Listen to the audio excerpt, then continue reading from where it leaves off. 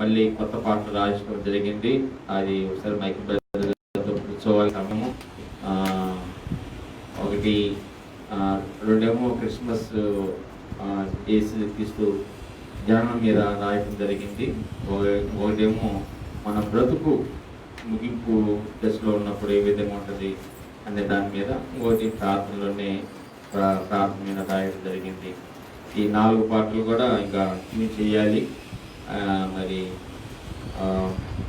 దేవుని యొక్క కృపలో ఈ 4 పాటలు వచ్చే వారము ఈ క్రిస్మస్ పాటలు కూడా కొత్త పాటలు పాడాలని ఈ సర్వకల్పన చేసి పాటలు పాడాలని ఆశతో ఉన్నాను. ఒకటేమో అదిగదిగో ఉదయించే ఏకు చుక్క, ప్రభుని హృదయములో వెలుగు చుక్క.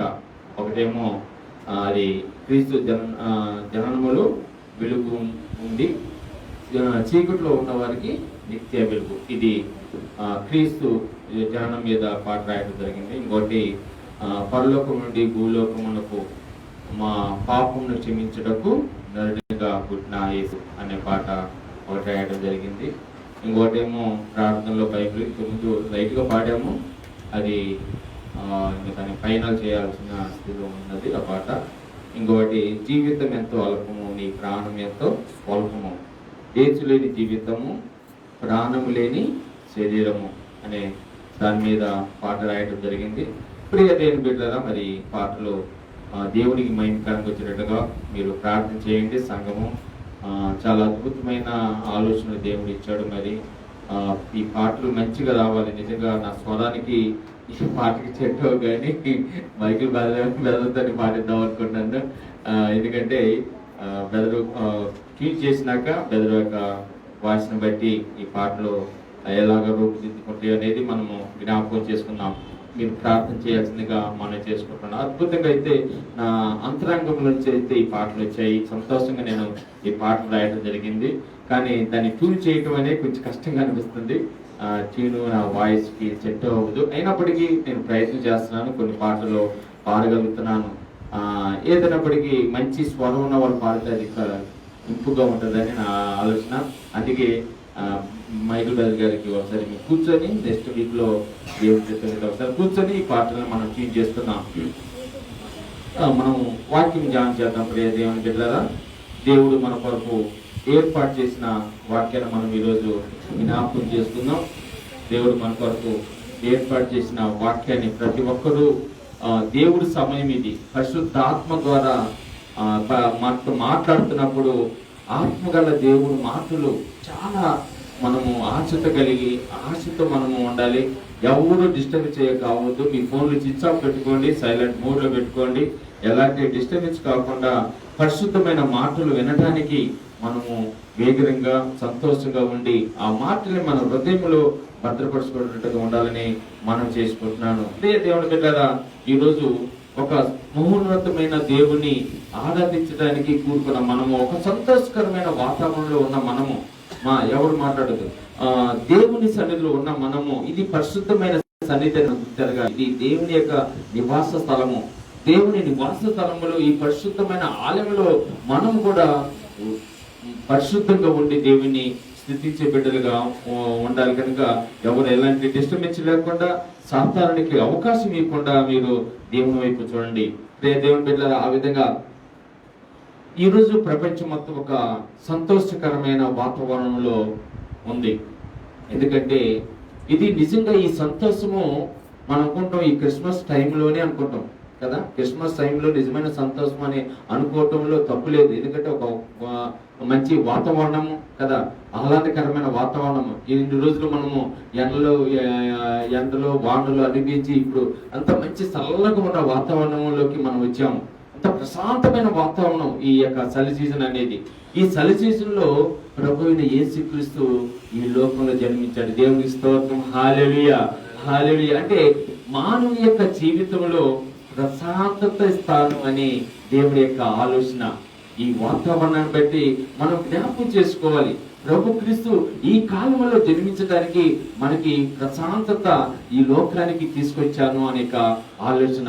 చూడండి ప్రియ దేవుడి బిడ్డలారా, దేవుడు ఎంత మహోన్నతమైన దేవుడు అంటే, ఇదిగో దేవుడు ఎంతగానో నరులైన మనల్ని మట్టి తీసుకొని దానికి ఒక రూపం ఇచ్చి ఆ రూపానికి తన ప్రాణవాయువును ఇది మన జీవాత్మగా చేశాడు. దేవునికి స్తోత్రం. హల్లెలూయా, హల్లెలూయా. ఇదిగో ఇక్కడ కూర్చున్న మనము తల్లిదండ్రులైన మనము ఒకసారి ఆలోచిస్తే మన బిడ్డల మీద అధికారం చెల్లిస్తూ ఉంటాము. ఎందుకు అంటే వారు మనకంటే చిన్నవారు కనుక, వాళ్ళు మనం చెప్పింది వినాలి కనుక, మనకి విధేయత చూపించాలి కనుక, ఆ విధేయతను ఏ లోపం ఉన్నా అది సరిచేసే వాళ్ళని ఇదిగో పెద్దలైన మనకి దేవుడు ఒక గొప్ప ఆలోచన ఇచ్చాడు. ఈ ఆలోచన ఎక్కడి నుంచి వచ్చింది? ఈ రోజు ఈ భూప్రపంచంలో ప్రతి మానవుని మీద ఇదిగో దేవుడికి అధికారం ఉంది. దేవునికి స్తోత్రం. హల్లెలూయా, హల్లెలూయా. దేవుడికి ప్రతి మనుషుని మీద అధికారం ఉంది. చాలా మంది అనుకుంటున్నారు ఇశ్రాయేలుకి దేవుడే కదా అని. ఏంటి? ఇశ్రాయేలుకే దేవుడు కాదా అని. ఏమో 3:16 ఏమంటుంది? దేవుడు లోకమును ఎంతో ప్రేమించను, లోకమును ఎంతో ప్రేమించిన దేవుడు మన దేవుడు. దేవునికి స్తోత్రం. హల్లెలూయా. ఇక్కడ ఇదిగో దేవుడు ఏర్పాటు చేసుకున్న వాళ్ళని కాదు, ఇదిగో ఈ లోకంలో ఉన్నానని కాదు, ప్రతి ఒక్కరిని దేవుడు ప్రేమించాడండి. ఎంత గొప్ప మహోన్నతమైన దేవుడు. మనం ప్రేమిస్తా ఉంటాం, మనం ప్రేమించిన వాళ్ళే ప్రేమిస్తా ఉంటాం, మన ఆదరించిన వాళ్ళే మనం ఆదరిస్తా ఉంటాము.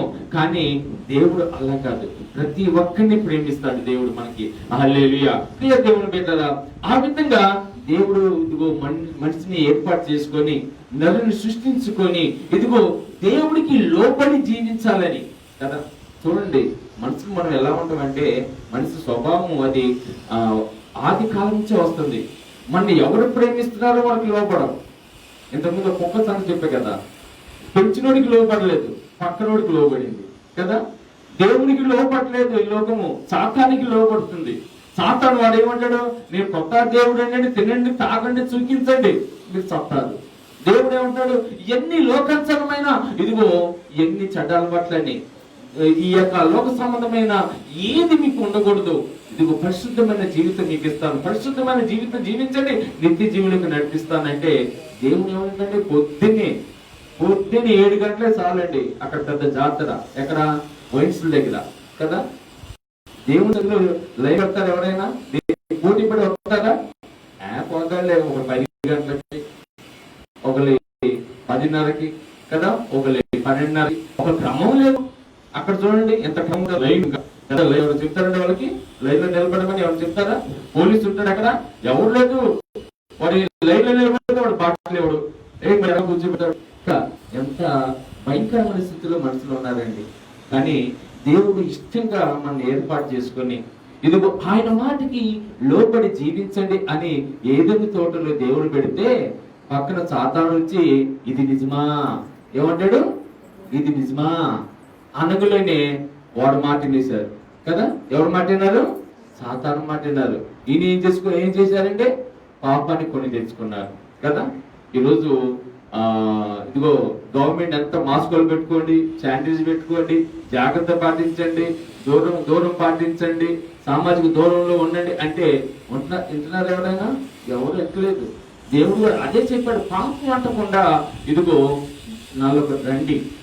నువ్వు దేవుడు ఒక మౌనతమైన నిత్య జీవిస్తాన్ని దేవుడు చెప్తుంటే ఆ మాటలు ఎవరైనా ప్రియ దేవుని బిడ్డలారా, యేసుక్రీస్తు ఈ లోకానికి రావటానికి దేవాది దేవుడు ఇదిగో ఆ ధవల సింహాసనం వదిలిపెట్టి, ఆ మౌనతమైన సింహాసనం వదిలిపెట్టి ఇదిగో ఈ లోకానికి రావటానికి ఇదిగో ఎంత మౌనతమైన త్యాగం చేశాడో ఒకసారి జ్ఞాపకం చేసుకోండి కదండి. మనము ఇక్కడ ఉన్నామండి, ఇప్పుడు మంచి బట్టలు వేసుకున్నాం, 3 కాలంలో దిగి పని చేయడం చేస్తాం, మనం చేస్తామా? అది కూడా పక్కన వాళ్ళ కోసం ఏమంటే చేస్తామా? మన కూడా ఆయన బంగారు పడితే ఆ 3 కాలంలో ఏమన్నా దిగుతాము, బంగారు పడి రోజు ఎత్తుకుంటామా. కానీ మన కోసం దిగుతాం. కానీ ఏదో వాళ్ళు బంగారు పడింది అనుకోండి, అమ్మ కొంచెం హెల్ప్ చేయనివాడు నా భర్త పాడవచ్చు అంటాం కదా. కానీ దేవుడు తన కోసం కాదు, మన కోసం ఈ లోకంలో ఆయన ఆ మహోన్నతమైన స్థానాన్ని వదిలిపెట్టి ఈ లోకానికి వచ్చాడు. ఎందుకు? ఆ సాతాను చేసిన ఆ కార్యం ద్వారా ఈ లోకానికి యేసుక్రీస్తు రావడం జరిగింది. ప్రియ దేవుని బిడ్డలారా, అది ఒక గొప్ప ప్రణాళిక. ఈ లోకంలో ఎవరు చేయని ప్రణాళిక.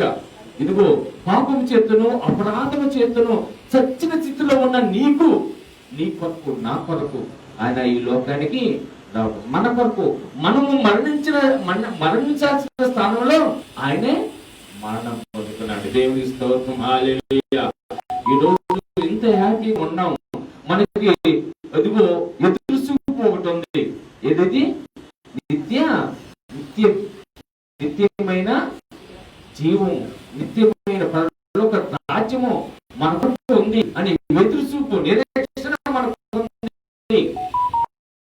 అందుకే దేవుని బిడ్డలారా, ఈ లోకంలో ఉన్న ప్రతి ఒక్కరు జ్ఞాపకం చేసుకోవాల్సింది అంటే ప్రతి ఒక్కరు పడుకోవచ్చు. అది ఇశ్రాయేలు ప్రజలకు కాదు, లేదంటే జనానికి వస్తుంది. సర్వ సృష్టికి నా స్వామి ప్రకటించమన్నాడు. దేవుని స్తోత్రం. సర్వ సృష్టికి అన్నాడా, లేదంటే క్రైస్తవులకి అన్నాడా, లేదంటే యేసుక్రీస్తులో బాప్తిసం తీసుకున్న వాళ్ళకి అన్నాడా? సర్వ సృష్టికి. కనుక ప్రియ దేవుని బిడ్డరా, ఆ మౌనతమైన దేవుడు ఈ లోకంలోకి వచ్చిన విధానాన్ని మనం జ్ఞాపకం చేసుకోవాలి. ఈరోజు ఆ కార్యము, ఆయన చేసిన కార్యం ఎంత మౌనతమైంది. ఆదిలోనే పాపం చేత, అపరాధం చేత ఇదిగో సాతానులో మనం పడిపోయినప్పుడు మనం రక్షించుకోవటానికి ఆయనే తన ప్రాణాన్ని పెట్టాడు. ఆయనే తన పరిశుద్ధమైన రక్తంతో మనం కడుక్కున్నాడు. తన ఇలువైన ప్రాణం పెట్టాడు. ప్రియ దేవుని బిడ్డలారా, అందుకే ప్రభు క్రీస్తుని మనం ఎంతగా ఆరాధించాలంటే ఇదిగో మన పాపములు తన మీద వేసుకొని ఆ సిలువ యాగంలో మరణం పొందాడు. ఆ యాగము యాక్చువల్గా మన కొరకు సిద్ధపరిచాడు. కానీ దేవుడు ఆ యాగం కొరకు ఇదిగో తన కుమారుని ఈ లోకాన్ని పంపించి తన కుమారుని బలియాగముగా చేసిన దేవుడికి మనం ఎంతగానో రుణవసరం. కనుక ప్రియ దేవుని బిడ్డలారా, ఈరోజు దేవుడి యొక్క యేసుక్రీస్తు రావడానికి కారణము అనేది కొన్ని మాటలు మనం జ్ఞాపకం చేసుకుందాం. యెషయా గ్రంథము 9వ అధ్యాయము 1 నుంచి 5 వచనాలు మన మధ్యలో ఉన్న శాంతి లేచి చదవాల్సిందిగా మనం చేసుకుంటున్నాను. యెషయా గ్రంథము 9వ అధ్యాయము 1 నుంచి 5 వచనాలు. అయినను వేదన పొందిన దేశము మీద మబ్బు నిలువలేదు. పూర్వకాలమున ఆయన జెబూలూను దేశమును నఫ్తాలి దేశమును అవమానపరిచెను. అంత్యకాలమున ఆయన సముద్ర ప్రాంతమును అనగా యోర్దాను అద్దరిని అన్ని జనుల గలిలయ ప్రదేశమును మహిమగల దానిగా చేయుచున్నాడు. చీకటిలో నడుచుచు జనులు గొప్ప వెలుగును చూచుచున్నారు. మరణఛాయ గల దేశ నివాసుల మీద వెలుగు ప్రకాశించును. నీవు జనమును విస్తరింపజేయుచున్నావు, వారి సంతోషమును వృద్ధిపరచుచున్నావు. కోత కాలమున మనుషులు సంతోషించున్నట్లు, దోపుడు సొమ్ము పంచుకొని వారు సంతోషించున్నట్లు వారు నీ సన్నిధిని సంతోషించుచున్నారు. మిథ్యాను దినమున జరిగినట్లు వాని బరువు కాడిని నీవు విరిచి ఉన్నావు. వాని మెడ మీద కట్టు కర్రను, వాని తోలువాని కొరడాలను విరిచి ఉన్నావు. యుద్ధపు సందడి చేయు యోధులందరి జోళ్లను, రక్తంలో పొరలింపబడిన వస్త్రములను అగ్నిలో వేయబడి దహింపబడును.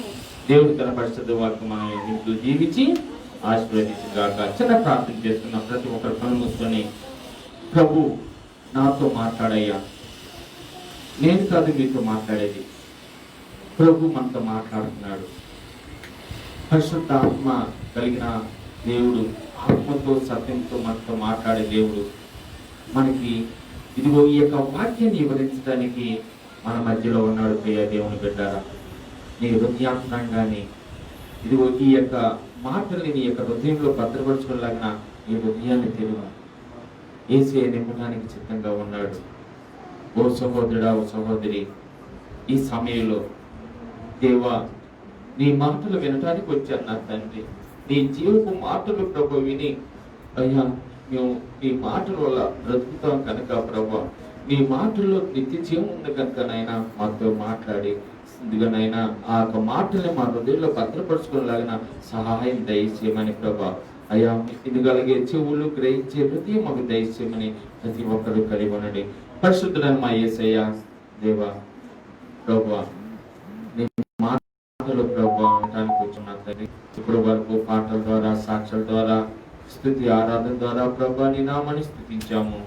ఈ సమయము నీ సమయము, నీవు మాట్లాడితే మేము వినే సమయము నైనా.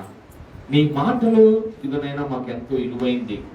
ఈ లోపల వెండి బంగారము కంటే నా తండ్రి అయ్యా విలువైన మాటలు ప్రభా నీ మాటలు కనుక ప్రభా మాటలు విని మా జీవితాన్ని సరి చేసుకొని ప్రభా ఇదిగోనైనా నీ యొక్క మాటల ప్రకారం మేము జీవించడం కావాల్సిన దయచేయమని, నీ దాసునికి ప్రభా నీ శక్తి బలము దయచేయమని మా ప్రియుడైన యేసుక్రీస్తు నామములో ఈ ప్రార్థన అడిగి వేడుకుంటున్నాం తండ్రి, ఆమేన్. ప్రియ దేవుని బిడ్డలారా, యాక్చువల్గా ఈ వాక్యాన్ని నేను 9వ అధ్యాయం 6వ వచనం నుంచి స్టార్ట్ చేద్దాం అనుకున్నాను. ఏదైనా మనకు శిశువు పుట్టెను అని దాని గురించి 6-7 వచనములు మీకు తెలియజేయాలని ఆశపడ్డాను. అయితే ఈ వాక్యం చదువుతున్నప్పుడు దేవుడు ఆలోచన చేశాడు. నేను జన్మించాను మంచిదే, ఏ ఉద్దేశంతో ఈ లోకానికి వచ్చానో అదని మీకు వివరిస్తున్నాను. 6వ వచనంలో ఉన్నాయి. అయితే దానికంటే ముందు, నీ రాకముందు, ఈ యొక్క వాక్యము క్రీస్తు రాకముందు 1000 సంవత్సరాలు ముందే, ఈ క్రీస్తు రాకముందే యెషయా గ్రంథము ఈ యొక్క వాక్యాన్ని బయలుపరచడం. అంటే ఇది ప్రవచనము. ఈ ప్రవచనము మనం ఎక్కడ చూస్తాము? సువార్తలో చూస్తాము. యేసుక్రీస్తు జన్మించటం అనేది. అంటే ఈ మధ్యకాలము ఎంత సమయం తీసుకుందో ఒకసారి ఆలోచించండి. ఇక్కడ చదువుతున్న వాక్య ప్రకారంగా మనం చూస్తే, అయినను వేదన పొందిన దేశం మీద మబ్బు నిలవలేదు. దేవుని స్తోత్రం, హల్లెలూయా. చూడండి ప్రియ దేవుని బిడ్డలారా, ఎవరైతే ఇదిగో సంతోషం కావాలని, ఎవరి జీవితంలో అయితే ఆనందం కావాలని ఇదిగో ఎదురు చూస్తున్నారో ఆ సంతోషం లేకుండా పోతుంది ఈరోజు, ఆ ఆనందం లేకుండా పోతుంది ఈరోజు. ఎందుకయ్యే కారణం అంటే ఇదిగో వాళ్ళ జీవితంలో దేవుడు ఉండట్లేదు కాబట్టి, వాళ్ళ జీవితంలో దేవుడు వాళ్ళ హృదయంలో లేడు కాబట్టి, వాళ్ళ జీవితంలో ఈ లోక సంబంధమైన ఆలోచన నింపుకున్నారు కనుక, సాతాను సంబంధమైన క్రియలు నింపుకున్నారు కనుక వాళ్ళ జీవితంలో వేదన, కష్టము, బాధ అనుభవిస్తా ఉన్నారు. ప్రియ దేవుని బిడ్డలారా, దేవుడు మన మాటలు సత్యము, ఆయన మాటలు నమ్మదగినవి. ఎందుకంటే ఆయన చెప్పే ప్రతి మాట మన జీవితానికి ఎంతో ఓదార్పునిస్తుంది. ఓదార్పు కలిగిన మాటలు మనం మత్తయి సువార్తలో 5వ అధ్యాయంలో చూస్తా ఉంటాము. ఇదిగో దుఃఖపడు వారు ధన్యులు, వారు ఓదార్చబడుదురు. కనుక ఎవరైతే వేదంతో ఉన్నారో, ఎవరైతే కష్టాల్లో ఉన్నారో, ఎవరి జీవితంలో అయితే నిత్యమైన వెలుగు లేకుండా పోతుందో, ఎవరి కుటుంబంలో ఇదిగో దేవుని అంగీకరించలేక ఉన్నారో, వాళ్ళ జీవితంలో అంధకారమైన స్థితిలో ఇదిగో మళ్ళీ మగ్గిపోతున్నారు. కనుక ప్రియ దేవుని బిడ్డరా, అలాంటి వారి కొరకు ప్రభువు ఈ లోకంలో జన్మించాలని మనము జ్ఞాపకం చేసుకోవాలి. అన్ని జనులు ఇదిగో ఇక్కడ మనం చూసినట్టయితే పూర్వకాలం ముందు ఆయన జెబూలూను దేశమందును, నఫ్తాలి దేశమందును అవమానపరచెను. అంటే ఈ ఎవరు? ఈ జెబూలూను ఎవరు? ఈ నఫ్తాలి ఎవరు? ఎవరండి వీళ్ళు?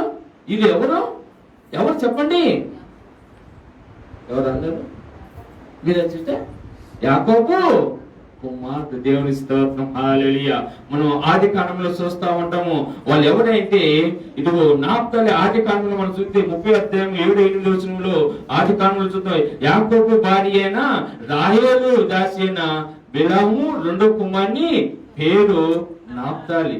జెబూలూను ఆది కాండంలో 30వ అధ్యాయం 19-20 వచనంలో యాకోబు లేయా 6వ కుమారుని పేరు. దేవునికి స్తోత్రం, హల్లెలూయా, హల్లెలూయా. ప్రియ దేవుని బిడ్డలారా, అంటే దేవుని ఏర్పాటు చేసుకున్న వారు ఇదిగో దేవుళ్ళు ఉండవలసిన వాళ్ళు ఎక్కడ ఉన్నారంటే ఇదిగో వాళ్ళు ఎక్కడ ఉన్నారంట? అంత్యకాలం ముందు ఆయన సముద్ర ప్రాంతం అనగా యర్దాను అదైన అన్ని జనుల గలిలయ మహిమగా చేయుచున్నాడు. దేవుని స్తోత్రం, హల్లెలూయా. వీళ్ళు ఎక్కడున్నారు చూడండి.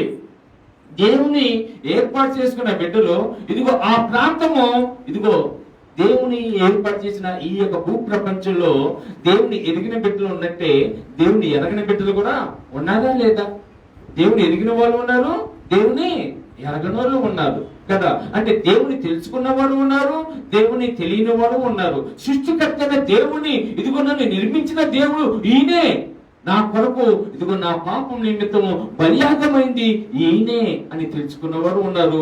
ఇంకా ఏళన చేస్తున్న వారు కూడా ఈ లోకంలో ఉన్నారు. ప్రియ దేవుని బిడ్డలారా, అంటే ఇక్కడ మనం జ్ఞాపకం చేసుకుంటే దేవుడు యేసయ్య ఎవరి కోసం వచ్చాడు ఈ లోకంలో? ఒక ఇశ్రాయేల్ ప్రజల కొరకు వచ్చాడా? యూదుల కొరకే వచ్చాడా? చెప్పండి. యూదుల కొరకే వచ్చాడా? లేదు, సమస్త మానవాళి కొరకు వచ్చాడు. దేవునికి స్తోత్రం, హల్లెలూయా. సమస్త జనుల కొరకు యేసయ్య ఈ లోకానికి వచ్చాడు. ప్రతి ఒక్కరిని ఇదిగో నశించిపోవటం ఆయనకి ఇష్టం లేదు కాబట్టి ప్రతి ఒక్కరూ ఇదిగో దేవుని సన్నిధిలో స్తుతించే బిడ్డలుగా ఉండి తను మారు మనసు పొందుకొని దేవుడి యొక్క నామంలో ఎదిగే బిడ్డలుగా ఉండాలని ఆశపడాలి. నిత్య జీవం పొందుకోవాలని ఆశపడి ఎవరు ఇదిగో అగ్ని గుండానికి ఆహుతి కాకూడదని అగ్ని కుండానికి ఆహుతి కాకూడదు. ఇదిగో అగ్ని గుండము, అక్కడ పురుగు సాగుతూ అగ్ని ఆరదు. నిత్యము ఇదిగో మరణ వేదనతో ఆ అగ్ని గుండం ఉంటుంది. అయ్యో దేవునికి తెలుసు వీళ్ళందరూ అలా వదిలేస్తే అక్కడ అగ్ని గుండంలో పడిపోతారే. లేదు, వాళ్ళని ఆనందింపజేయటానికి ఇదిగో నేను ఈ లోకానికి వస్తాను. ఎంత గొప్ప ఆలోచన! ఎవరైనా ఈ ఆలోచన చేశారా? ఎవరైనా యేసయ్య చేసిన ఆ త్యాగాన్ని మహోన్నతమైన దేవుడు ఇదిగో జ్ఞాపకం చేసుకొని ఇదిగో మహోన్నతమైన దేవుని ప్రజల్ని ఏర్పాటు చేసుకున్నప్పుడు మనం ఆయన పాద సన్నిధిలో మనం స్తుతించే వారుగా ఉండాలి. ఆయన నామాన్ని అంగీకరించే బిడ్డలుగా మనం ఉండాలి. ఇక్కడ కూర్చున్న ప్రతి ఒక్కరు ప్రియ దేవుని బిడ్డలుగా ఇదిగో ఈ రోజు ప్రభు అయిన దేవుడు ఇదిగో ఈ లోకంలో ప్రతి ఒక్కరి కొరకు వచ్చాడు. నీ కొరకు, నా కొరకు ఈ లోకానికి వచ్చాడండి. ఆయనలో ఇదిగో ఏ చెడు ఆలోచన లేదు. ప్రతి ఒక్కరిని రక్షించడానికి ఈ లోకానికి వచ్చాడు. అంతేగాని ఆయన హింసించిన వారిని కూడా ఇదిగో క్షమించగల దేవుడు ఆయన.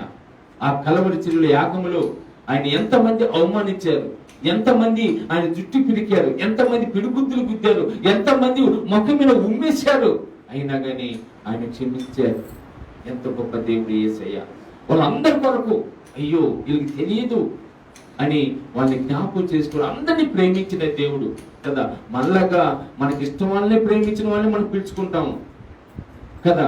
కానీ ఆయన అట్ట కాదు. ఆయన ఈ లోకంలో ఉన్న ప్రతి ఒక్కరిని జ్ఞాపకం చేసుకున్నాడు. అందుకే అపోస్తలుడైన పౌలు ఒక చక్కని మాట్లాడతాడు ఎఫెసీయులకు రాసిన పత్రికలో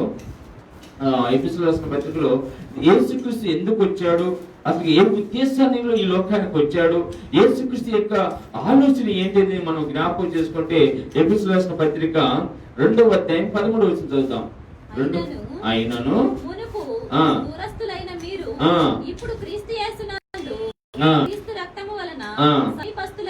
దేవునికి స్తోత్రం. హల్లెలూయా, హల్లెలూయా. ఏమంటున్నామా? ఆయనను మునుపు దూరస్తులైన మీరు కదా. ఒకప్పుడు యేసుక్రీస్తు ఎరగని బిడ్డలు దేవుని అంటే మనము ఆ గ్రంథాల్లో ఆ పాత నిబంధనలు మనం జ్ఞాపకం చేసుకుంటే చాలా మంది దేవుడికి దూరంగా ఉన్నారు. నోవహు ఏర్పాటు చేసుకున్నాడు. ఇదిగో అతని యొక్క ఓడను ఏర్పాటు చేసుకుంటున్నాడు. అనేకులు ఏం చేశారు? ఎలా చేశారు? అరే మీరందరూ ఇందులోకి వచ్చి ఎక్కడ రక్షించబడతారంటే ఎవరైనా విన్నారా? ఆయన్ని ఆ పిచ్చోలాగా చూశారు. ఎవరిని? నోవహుని పిచ్చోలాగా చూశారు కదా. అరే వర్షం అంట కదా. కానీ ఆ నవీన్ వాళ్ళందరూ ఏమయ్యారు? దేవుని యొక్క ఆలోచన ఏంటి? నువ్వు నశించిపోకూడదు, నువ్వు మరణం పొందుకోకూడదు, నిత్య జీవులో నువ్వు ఉండాలని యొక్క ఆలోచన. కానీ ఈ లోకంలో మనుషులు గుర్తించట్లేదని, దేవుడు చేసిన కార్యములు వాళ్ళ కంటికి కనపడట్లేదు. ఆత్మీయ నేత్రాలు ఉంటే కదా వాళ్ళకి కనపడేది. అందుకే వాళ్ళు ఏమంటారంటే దేవుడి చూడ ఎంత చక్కగా మాట్లాడతారు. అయినను మునుపు దూరస్తులైన మీరు దేవునికి దూరంగా ఉన్నారు. ఒకప్పుడు దేవుని ఎదక్క మీరు దూరంగా ఉన్నారు. కానీ ఇప్పుడు ఆయనే దేవాది దేవుడైన దేవుడు ఇప్పుడు మీకు సమీపంగా వచ్చాడు. ఎంత చక్కగా ఆయనను దూరస్తులు మీరు ఇప్పుడు క్రీస్తు యేసునందు క్రీస్తు రక్తం వల్ల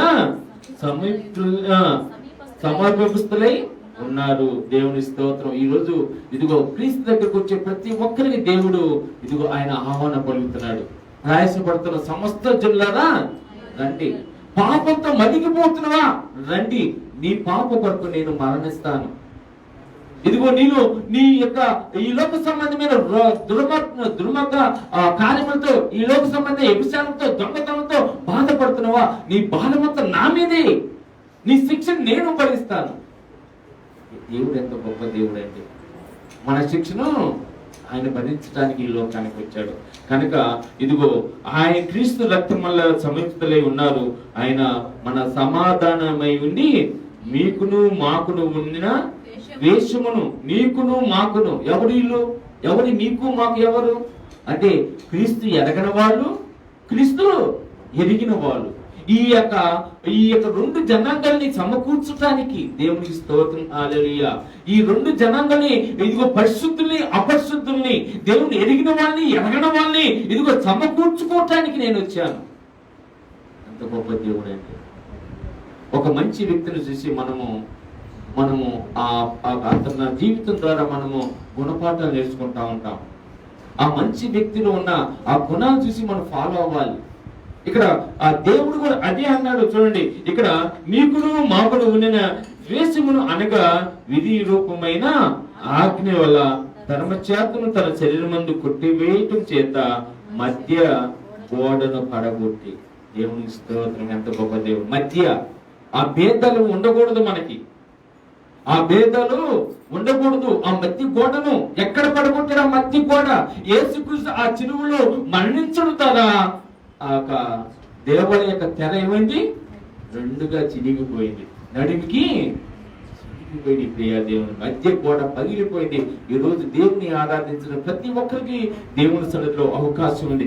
అందుకే వారి పాపములు ఇదిగో అపనమ్మకాలను తీసేయడానికి దేవుడు ఈ లోకానికి వచ్చారు. మనం జ్ఞాపకం చేసుకోవాలి. విశ్వాసులైన ఈదులకును విశ్వాసులైన ఇతర ప్రజల మధ్య ఇదిగో సమాధానం ఏర్పాటు చేసి సంతోషాన్ని ఏర్పాటు చేసడానికి, ఐక్యత కలగటానికి ఈ లోకానికి వచ్చాడు. ఇప్పుడు దేవుడు అడ్డుగా లేడండి.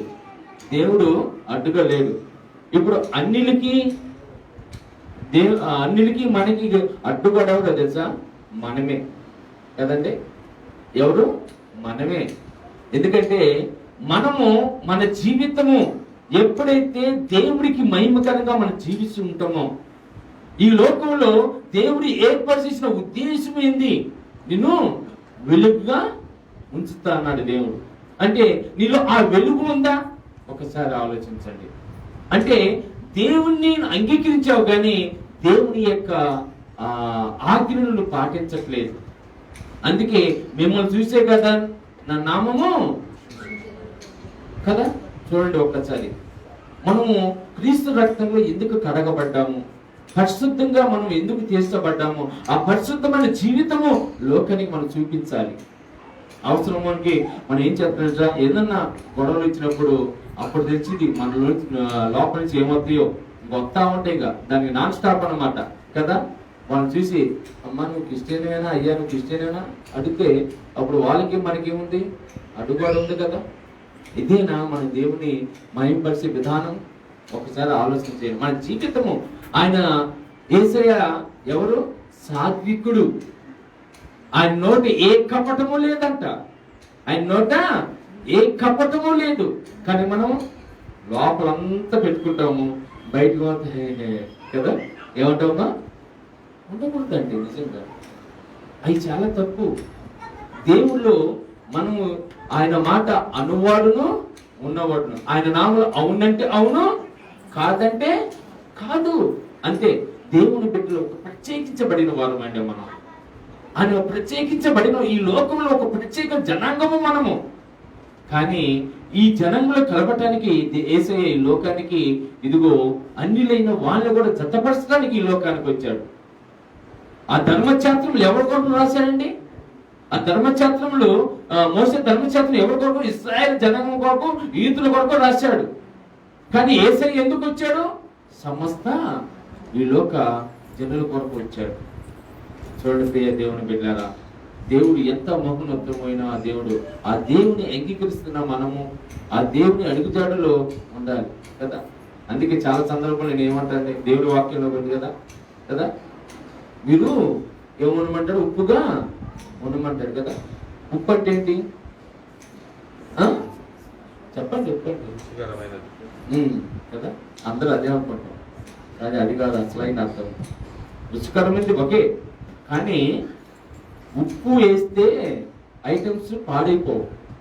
అవును కదండి. ఊరగాయలు ఉప్పు వేస్తారంటే సిస్టర్ బాగా చేస్తారు, అర్థం సిస్టర్ గారు. పచ్చడి ఉప్పు తగినంత లేకపోతే ఏమైంది? సంవత్సరం ఉండేది 5 నెలలకి పాడైపోయేది. అంటే ఏంటి? నీలో ఆ ఉప్పు కానీ ఉంటే నీ జీవితము చెడిపోదు. వాక్యం ఉంటే నీ జీవితము చెడిపోదు అని దేవుని యొక్క ఉద్దేశం. ప్రియ దేవుని బిడ్డ, అందుకే దేవుని యొక్క వాక్యం మన జీవితంలో పెట్టుకోవాలి. మన జీవితంలో ఈరోజు ఏమయ్యారు? ఇంతమంది కుర్చీలు ఖాళీగా ఉన్నటువంటి కారణం ఏంటి అంటే వాళ్ళు దేవునికి ఎంత ఇలువిస్తున్నారు. వచ్చినప్పుడు మాత్రము ఓ ఇదిగో నీ కళ్ళు మూసుకొని ఊగుతా ఉంటారు కదా. కానీ మిగతా టైంలో వచ్చినప్పుడే కాదు, ఎక్కడున్నా దేవునికి మహిమకరంగా జీవించాలి. అది దేవుని యొక్క ఆలోచన. అందుకే ఆయన ఇదిగో ఈ యొక్క ఇతర జనాంగానికి దేవుని బిడ్డలకు మధ్య గోడగా ఉన్న ఆ అడ్డుని తొలగించాలి. ఆ అడ్డంటే, ఆ తెరంటే మనలో ఉన్న చెడు ఆలోచనలు, చెడు భావములు, చెడు తలపులని మనం గుర్తించుకోండి. ఆ విధంగా యేసయ్య ఈ లోకానికి వచ్చాడు ప్రియ దేవుని బిడ్డ. అందుకే ఇందులోనే ఇంకొక ఆలోచన ఏమంటాడంటే, ఇక్కడ మనం జ్ఞాపకం చేసుకుంటే యెషయా గ్రంథంలోకి రండి ఒకసారి. మళ్ళీ యెషయా గ్రంథము 1వ వచనం మళ్ళీ చదువుకుందాం. ఇక్కడ యొర్దాను అన్ని జనులు గలిలయ ప్రదేశము మహిమగల దానిగా చేయుచున్నాడు.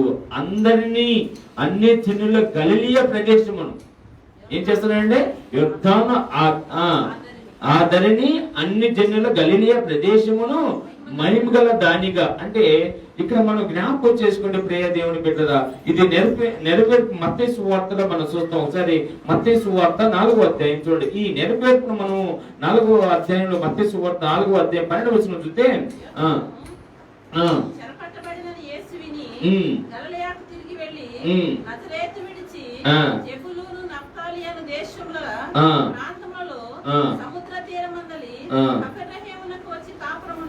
దేవుని స్తోత్రం, హల్లెలూయా. చూడండి అక్కడ ఈ యొక్క వాక్యము ఆ నెరవేర్పు కొరకు క్రీస్తు అక్కడ గలిలే ప్రాంతంలో ఉన్నాడా లేదా? యెషయా ప్రవక్త యేసుక్రీస్తు జన్మించక ముందే 1000 సంవత్సరాల ముందే ఈ వాక్యాన్ని రాస్తే అది నెరవేర్పు చూడండి అక్కడ యేసుక్రీస్తు నెరవేర్చాడు. అంటే మన జీవితంలో ఒక నెరవేర్పు ఉందని మనం గుర్తించుకోండి. ప్రభు ఏ ఉద్దేశంతో మనం ఏర్పాటు చేసుకున్నాడో ఆ ఏర్పాటులో మనం ఉన్నామని జ్ఞాపకం చేసుకొని, మనము పనికిరాని వాళ్ళమే, నిజంగా పనికిరాని వాళ్ళమి, మనమే బలహీనులమి. మనం ఏదొచ్చినా ఏం చేయగలము చెప్పండి? ఏం చేయగలం? ఒక చిన్న జనం రాత్రి సిస్టర్ గారు జనం అయితే కాలు చేతి పని చేయట్లేదు. ఎందుకంటే ఆమె లేకపోతే మాకు ఏది కాదు. కాబట్టి అంటే మనం ఆ జ్వరాన్ని బాగు చేయగలమా? జ్వరాన్ని స్వస్థపరచగలమా? మనము ఏది వచ్చిన మనిషికి ఉన్నంత కాలమే మనం బాగున్నాం కదా అనుకుంటాం. కానీ ఏదైనా వస్తే మన పరిస్థితి ఏంటి? దాని కార్యము ఇదిగో దేవుడే చేయాలి. అందుకే దేవుడు చిన్న వాళ్ళమే, మన పనికిరాని వాళ్ళమైనప్పటికీ చూడండి, దేవుడు ఈ లోపల గొప్ప గొప్ప వాళ్ళు ఉన్నారండి. వాళ్ళకి రోగం వస్తే పెద్ద పెద్ద హాస్పిటల్పై చూపించుకుంటారు. వాళ్ళు పెద్ద పెద్ద ఆపరేషన్ చేసుకుని కిడ్నీలు అంటే కిడ్నీలు మార్పించుకుంటారు. ఇదిగో అవియాలు అంటే అవియాలు మార్పించుకుంటారు. హార్ట్ అంటే హార్ట్ మార్పించుకుంటారు. మోకాలు అంటే మోకాలు మార్పించుకుంటారు. మన దగ్గర ఉన్నాయా? అందుకే దేవుడు దీనుల్ని ఇదిగో జ్ఞాపకం చేసుకుంటాడు. దేవుని స్తోత్రం, హల్లెలూయా. దీనుల్ని కటాక్షించడానికి నేను ఈ లోకానికి వచ్చానంటాడు. మన బలహీనులైన మన, అందుకే మీకా సువార్తలో ప్రార్థన జ్ఞాపకం చేసుకుంటాడు. ఆ మీకా సువార్త 5వ అధ్యాయము 2వ వచనం. బెత్లెహేము ఎఫ్రాతా యూదావారి కుటుంబంలో నువ్వు స్వల్ప గ్రామమైనను. దేవునికి స్తోత్రం, హల్లెలూయా. ఇదిగో బెత్లెహేము ఎఫ్రాతా యూదావారి కుటుంబంలో ఎంత స్వల్పమైన దానివి, చాలా చిన్న దానివి నువ్వు. కానీ ఇదిగో నీలో ఏలుబడివాడు, ఈ లోకాన్ని ఏలేవాడు నీలో నుంచి వస్తాడు. నువ్వు భయపడాల్సిన పని లేదు. దేవుని స్తోత్రం, హల్లెలూయా. నువ్వు అనుకుంటున్నావు నీలో ఉన్నవాడు గొప్పవాడు, నీలో జన్మించిన వాడు మహోన్నతమైన వాడు, నిన్ను రక్షించుకున్నవాడు గొప్ప దేవుడు. ఆ దేవుని నువ్వు ఇదిగో ఆ మనస్ఫూర్తిగా నువ్వు కలిగి ఉండాలి. నీలో ఏ సమస్య ఉన్నప్పటికీ, ఏ కష్టం ఉన్నప్పటికీ, నీలో ఏ ఉన్నప్పటికీ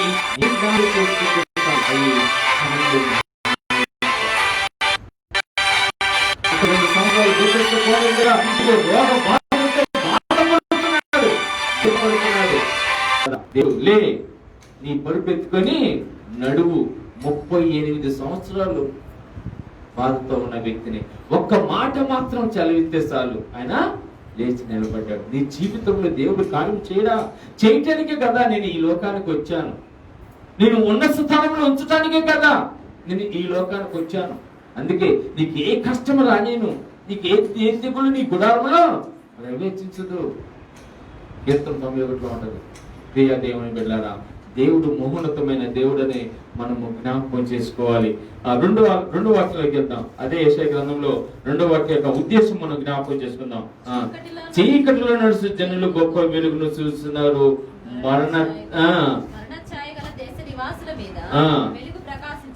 దేవునికి స్తోత్రం. హల్లెలూయా, హల్లెలూయా. ఎంత సంతోషకరమండి. అందుకే నేను పాటలో ఈ దిక్కు ప్రజలందరికీ కలగబో సంతోషం, మహా సంతోషం, క్రీస్తు పుట్టుకలో సంతోషం, చీకటిలో ఉన్న వారికి మహా ఆనందం, భయముతో ఉన్న గొల్ల కాపులు రక్షకుడు ఉదయించాడు సంతోషించేది. ఇది కొత్త పాట. ఇది ఆ పాటలో ఆ భావాన్ని జ్ఞాపకం చేసుకుంటే ఎంత సంతోషమే మనకి. సంతోషము మన జీవితంలో సంతోషం నింపడానికి యేసయ్య చీకటిలో ఉండటానికి ఇక్కడ మనం ఉండేది. నిత్యమైన వెలుగు దేవుడు దయచేశాడు. దేవుని స్తోత్రం. హల్లెలూయా. చీకటిలు అంటే ఆధ్యాత్మిక అంధకారంలో ఉన్నవారు, ఆధ్యాత్మిక అంధకారంలో. ఈరోజు ఇదిగో క్రైస్తవులు అంటే ఈ సండే అసలు మనం నిద్రపోవడానికి లేదండి. సిద్ధపాటు దినము శనివారము. నీకు కావాల్సింది ఇదిగో సండేకి నాకు అడ్డంకుగా ఏదుంది దాన్ని తీసేసుకొని నువ్వు సమయానికి నువ్వు దేవుని సన్నిధిలో ఆధ్యాత్మిక నువ్వు ఇదిగో నిత్యమైన వెలుగు పొందుకోవడానికి, ఆ చీకటిలో ఉన్న నువ్వు వెలుతులకు రావడానికి ఆశపడి ఉండాలి. లైట్ ఏంలోనే లైట్ చుట్టూ నైట్ ఏమవుతుంది చూడండి, ఏమవుతాయమ్మా కదా. ఎందుకు? ఆ వెలుగుని ఆస్వాదించడానికి, ఆ వెలుగుని పొందుకోవటానికి, ఆ వెలుగులో సంతోషించడానికి ఆ పురుగులన్నీ సమకూర్చుకుంటాయి. ఆ పురుగులు ఆ లైట్కి మధ్యలో ఎంత ఆనందంగా తిరుగుతూ ఉంటాయి చూడండి. దేవుని యొక్క సన్నిధిలో మనము ఆ విధంగా ఆశతో ఉదయకాలం నుంచి ఇదిగో నా దేవుని ఆరాధించే దినం ఇది. ఉందా సంతోషం? ఉందా? చీకట్లో ఉన్నవారికి సంతోషం ఉంటుందండి కదా. ఎప్పుడు గోడ గుద్దుకొని ముక్కు పగిలిపోయింది కదా. లైట్ పోతే మనం ఒక అడుగైనా తీసేస్తామా? కూర్చున్న చోట కూర్చొనే ఉంటాం. ఎందుకంటే లైట్ లేకపోతే మనం ఒక అడుగు ఎక్కడ వేసి గుద్దుకుంటే ముక్కు పగిలిపోవడం, తల పగిలిపోవడం అవుతా ఉంటది కదా. కనుక నిత్యమైన వెలుగులో ఆ సంతోషం ఇవ్వడానికి దేవుడు జ్ఞాపకం చేసుకున్నాడు. ప్రియ దేవుని బిడ్డరా, అందుకే పేతురు ఒక మాట, గొప్ప మాట అంటాడు. 2వ పేతురు 2వ అధ్యాయం 4వ వచనం. తొందరగా సమయం అయిపోతుంది. 2వ అధ్యాయం 4వ వచనం.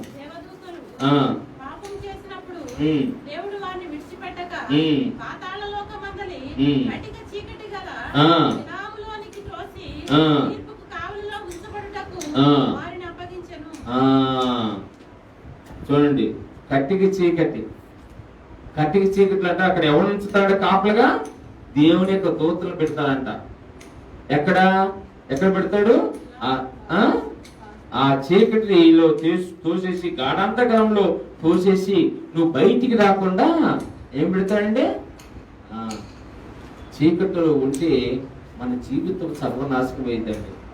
చీకటిలో ఉండకూడదు. ఒకప్పుడు చీకటిలో ఉన్న నేను దేవుడు వెలుగులోకి పిలుచుకున్నాడు. అంధకారంలో ఉన్న నన్ను దేవుడు వెలుగులోకి పిలుచుకున్నాడు. అందుకే చీకటిలో అంధకారంలో ఉన్న నన్ను వెలుగులోకి పిలుచుకున్న దేవుడు ఆ వెలుగు సంబంధమైన మాటలు నా జీవితంలో సంతోషం నింపిన దేవుని ఇదిగో ఘనపరచడానికి నేను ముందుకుంటాను. కనుక ప్రియ దేవుని చీకటిలో లేకుండా అంటే దేవుని యొక్క వెలుగులో ఉండటం, దేవుని యొక్క కాంతిలోకి రావడాన్ని మనము జ్ఞాపకం చేసుకుందాం. లోక సువార్త 1వ అధ్యాయము 78 చూడండి. మరియు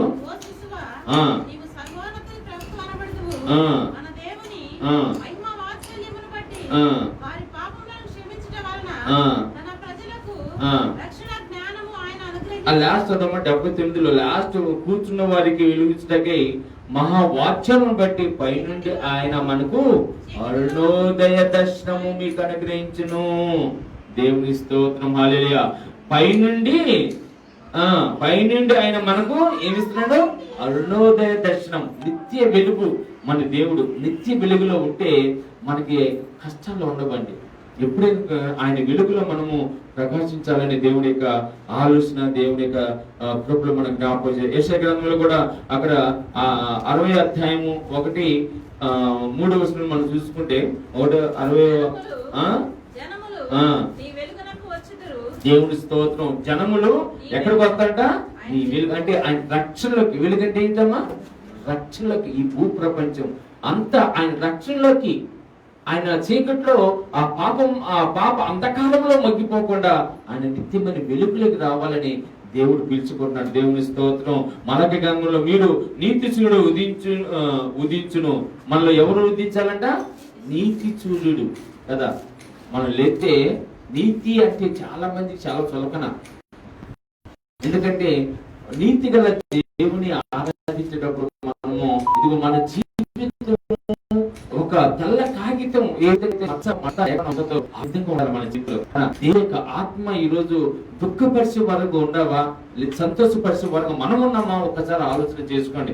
ఎందుకంటే నీకు నీతి సూర్యుని ఉదించారు. నీ జీవితంలో ఉదించినప్పుడు నీ యొక్క జీవితం ఎంతగా అభివృద్ధి పొందుతుంది. నువ్వు నిత్యమైన వెలుగులోకి వచ్చినప్పుడు నీ జీవితం ఏ విధంగా ఉంది నువ్వు జ్ఞాపకం చేసుకో ప్రియ దేవుని బిడ్డలా.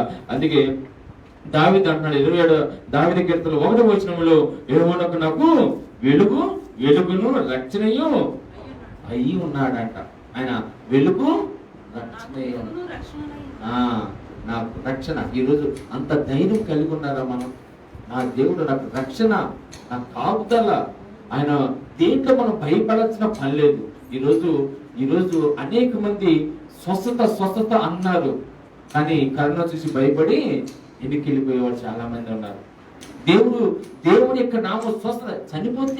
చనిపోతాం అండి. మరణముల పడుకులు ఎవరో స్వాధీనంలో ఉన్నాయి? దేవుని యొక్క స్వాధీనంలో ఉన్నాయి. దేవుడు ఆయన మనం పిలుచుకున్నప్పుడు మనం వెళ్ళిపోతాం. ఎంత బాగున్నా, ఎంత మనం సంరక్షించుకోవాలో చూసినప్పటికీ ఆయన ఒక్క చిటికి ఎత్తే చాలు ఈ యొక్క తను వదిలి మనం వెళ్ళాల్సిందే. మరణానికి భయపడాల్సిన పని లేదు. ఆయన దేవుని యొక్క వాగ్దానం కంటి రెప్పవల్లే కాపాడుకుంటా అన్నాడు. దేవునికి స్తోత్రం, హల్లెలూయా. నేనేం చేస్తాడు? కంటి రెప్పవల్లే కాపాడుకున్నా అన్నప్పుడు ఎందుకు భయపడాలి? ఎందుకు దిగులు పడాలి? భయపడాల్సిన పని లేదు. దేవుని బిడ్డలారా, ఆయన మనకు వెలుగును రక్షణ ఉందని జ్ఞాపకం చేసుకోండి. యెషయా గ్రంథం 3వ వచనం ఉండక ఇవ్వండి మీకు చెప్పి నేను త్వరగా వెళ్తాను. యెషయా గ్రంథం మళ్ళీ ఎందుకంటే 9వ అధ్యాయం 3వ వచనం. నీవు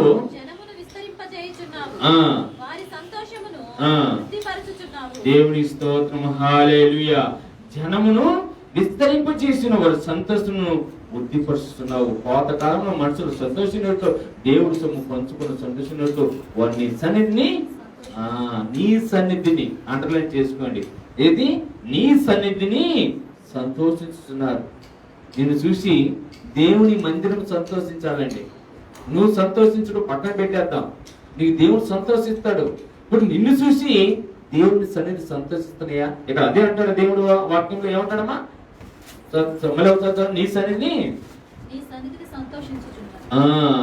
దేవుని సన్నిధిని మనం సంతోషపడితే అది కూడా మన అంటే దేవుని యొక్క మందిరంలో నువ్వు నిత్యమైన వెలుగుగా ఉండి దేవుని యొక్క మహిమ. అందుకే దేవుడు నిన్ను ఏర్పాటు చేసుకున్నాడు. అందుకే యెషయా గ్రంథం 61:3వ వచనంలో అంటాడు, సీయోనులో దుఃఖించు వారికి ఉల్లాస వస్త్రమును ధరింపజేయను.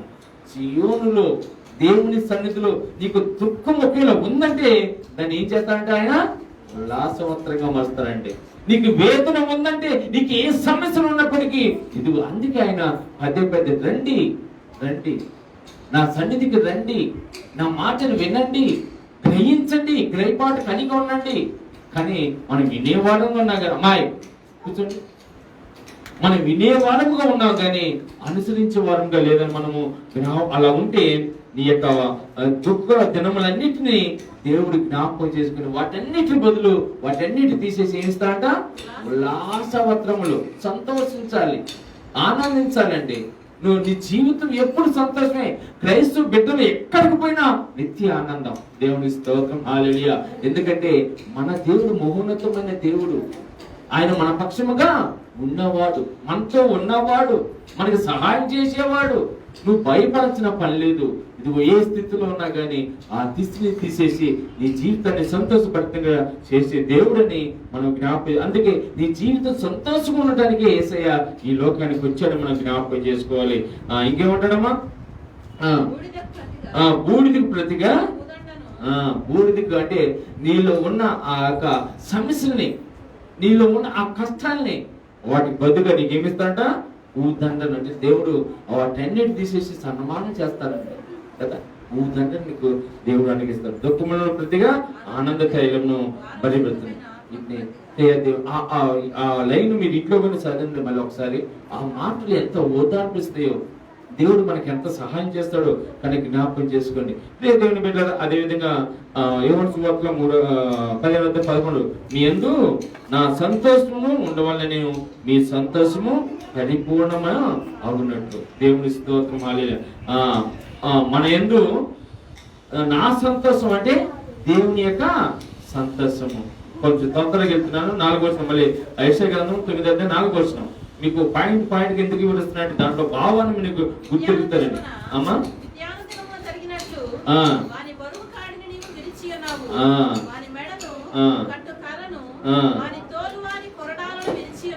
దేవునికి స్తోత్రం. హల్లెలూయా. చూడండి, మనకి మిథ్యానీయుల గురించి మనకు తెలుసు. వాళ్ళు వేదుల్లో ఇదిగో వాళ్ళ మిథ్యానులు ఈదులు వాళ్ళని ఆక్రమించుకున్నప్పుడు ఆ న్యాయాధిపతి కాలంలో మనం చూస్తే 7వ అధ్యాయం ఉంటుంది. గిద్యోను దేవుడు ఏర్పాటు చేసుకుని మిథ్యాను వాడిని ఓడించాడు. బలవంతుని చేతిలో దేవుడు ఆ భయంకరమైన పిల్లలు తిరగొద్దని చెప్పండి, భయంకరమైన ఆ శత్రు సమూహం నుంచి దేవుడు తప్పించాడండి. మనం చూడటానికి ఆ కళ్ళు పెద్దగానే ఉంటది కానీ మనం ఏం చేయలేవు. ఎందుకంటే దేవుడు నీ గుడారములో ఏ తెగులు ప్రవేశింపని అంటాడు. నిన్ను ముట్టుకుంటే నా కనుగుడ్డు ముట్టుకున్నట్టు. పోండి, ఎక్కడికైనా పోండి, ఉంటారు మన శత్రువులు ఉంటారు, ఉండరని కాదు, కానీ వాటి నుంచి తప్పించే దేవుడు మన దేవుడు. దేవుని స్తోత్రం. హల్లెలూయా. వాటి నుంచి దేవుడు కాపాడగల దేవుడు మన దేవుడు. మనకి ఇదిగో మన చుట్టూ ఎంత దేవుని యొక్క దూత సమూహం ఉంటుందో తెలుసా? 6,000 దూతలు మనకి ఒక సమూహంగా ఉంటారు మనని కాపాడటానికి. వాళ్ళందరూ లేకుండా వాళ్ళు సైడ్ ఇస్తేనే సాతాను ప్రవేశిస్తాడు. అంటే వాడు సైడ్ ఇస్తానికి కారణం ఎవరు? మనమే. ఎందుకంటే మనలో లోపాన్ని సాతాను పట్టుకుని దేవుడి దగ్గర పోయి పర్మిషన్ తెచ్చుకుంటాడు.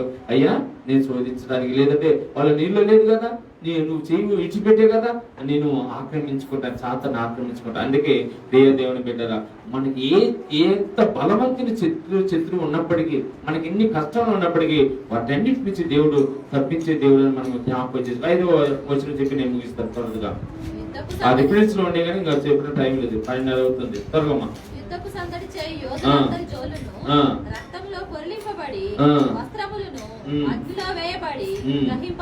దేవుని స్తోత్రం. హల్లెలూయా.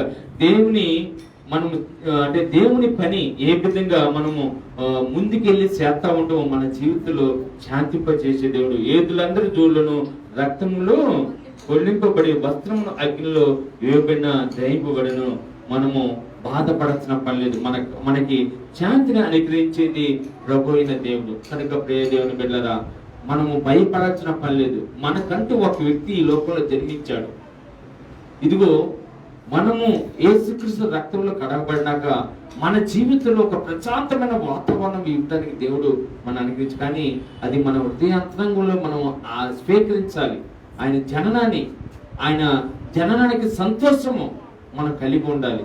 ఆ సంతోషం లేకపోతే ఈరోజు నిజంగా ఎందుకు క్రైస్తవులు దేవుడు అంటారు, ఈ రోజు ఇది పరిశుద్ధమైంది, ఈ పరిశుద్ధమైన దినము మీరు ఏ పని చేయకూడదని పదే చెబుతున్నా మనం వినము కదా. కుర్చీలు ఖాళీగానే ఉంటాయి. ఎలాగా దేవుని మనం ఆరాధించాలో కూడా మనకు తెలియలేకపోతుంది. యేసుక్రీస్తు వృద్ధా ప్రయాసం పడ్డాడా? ఒకసారి మనం ఎవరి కోసం మనం ప్రయాస పడ్డామనుకోండి, అది వృద్ధ అయిపోయింది అనుకోండి, మనకి ఎంత బాధ ఉంటుంది, ఎంత వేదన ఉంటుంది. మిమ్మల్ని చూసి కదా చింతింపు పడుతున్నాడు రా ఉన్నదురా అంటాడు. ఆది కాండములో మిమ్మల్ని సృష్టించినందుకు, మిమ్మల్ని ఏర్పాటు చేసుకున్నందుకు బాధపడుతున్నాను నేను. అయినా కానీ మిమ్మల్ని నేను చేయి విడవట్లేదు, చేయి పట్టుకొని మిమ్మల్ని నడిపిస్తున్నాను. ఇదిగో మీ కొరకు నేను ఈ లోకంలోకి వచ్చాను, మీ యొక్క ఆత్మీయ జీవితాన్ని మీకు ఇవ్వటానికి, పరిశుద్ధమైన జీవితానికి మీకు ఇవ్వటానికి. ఎక్కడ మీ యొక్క దేవుని యొక్క మాటలు మీకు ఇదిగో మీ హృదయంలో నాటుకుంటున్నాయా? మంచి పొలంలో పడ్డ విత్తనం, మంచి నేలలో పడ్డ విత్తనం ఏమైందమ్మా? ఫలించింది. ఏది నీళ్ళు ఫలింప జీవితం ఏది? ఇక్కడ సహోదరి మమ్మల్ని చూడండి, ఒకప్పుడు ప్రార్థనిస్తాడేమో మా పాస్టర్ గారిని వెనకాల గెలిపి దాక్కున్న వాళ్ళం మేము, వెనక గుంపులో ఉన్న వాళ్ళమే మేము. ఈరోజు దేవుడు జ్ఞాపకం చేసుకున్నాడు. ఆయన మేము దేవుడి కొరకు ఆశపడి ఉన్నాం. దేవుడి యొక్క ఆ ఫలవంతమైన జీవితం పొందుకొని ఆశపడుతున్నాం. ఇక్కడ కూర్చున్న వాళ్ళు ప్రియ దేవుని బిడ్డారా, ఆలోచన ఉందా? ఫలించాలి. ఈ లోక సంబంధమైన ఫలింపు కాదండి. ఈ లోకంలో మనకంటే చాలా మంది ధనవంతులు ఉన్నారు, కానీ ఆయన రాకలో ఫలించమైన ఫలవంతమైన జీవితం, నిత్య జీవం పొందుకుంటాను. అక్కడ నువ్వు నీ జీవితం ఉండాలి. అది మన టార్గెట్. మనం ఇక్కడ ఎన్ని టెస్ట్లు ఉన్నా, ఎన్ని ఎగ్జామ్స్లు ఉన్నా వాటిలో పాస్ అవ్వాలి. దేవుడి బిడ్డలాగా నిత్య జీవంలో మనం ఉండాలి. దేవుని స్తోత్రం, హల్లెలూయా. అలాగా క్రీస్తు ఏ విధంగా అయితే ఈ లోకాన్ని రక్షకుడిగా ఉదయించాడో ఆ రక్షణ పొందుకొని ఆ రక్షణమైన వెలుగులో మనం ప్రకాశింపోయి ఆయన నిత్య జీవులు మనం ఉండి దేవుని యొక్క బిడ్డలుగా కొనసాగుతాము. ఆ విధంగా మీరందరూ ఉండాలని, ఇంకా దేవుని యొక్క నామములో మీరు ఎదిగి దేవుని బిడ్డలుగా ఉండి దేవుని మహిమపరిచే బిడ్డలుగా ఉండి దేవుని ఆరాధించే బిడ్డలుగా ఉండి దేవుని యొక్క ఆశీర్వాదాలు పొందుకోండి. ఆ విధంగా అబ్రాహాముకి ఇచ్చిన ఆశీర్వాదము దేవుడు మన అందరికి ఇస్తాడు. దేవుడు లోకానికి రక్షకుడుగా ఉదయించాడు. ఆ రక్షణ నిలుపుకొని మనం కొనసాగుదాం. ఈ కొద్ది మాటలు దేవుడు దీవించి ఆశీర్వదించిన గాక.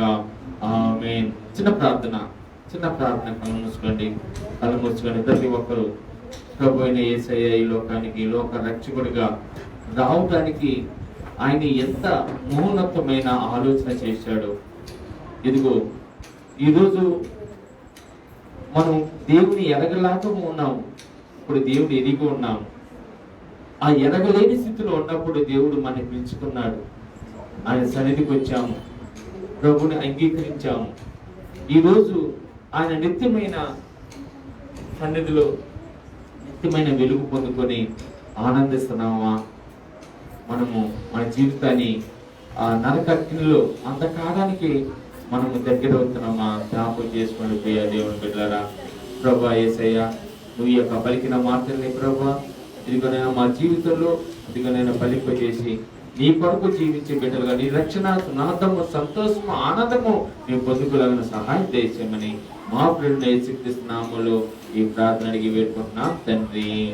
ఆమేన్.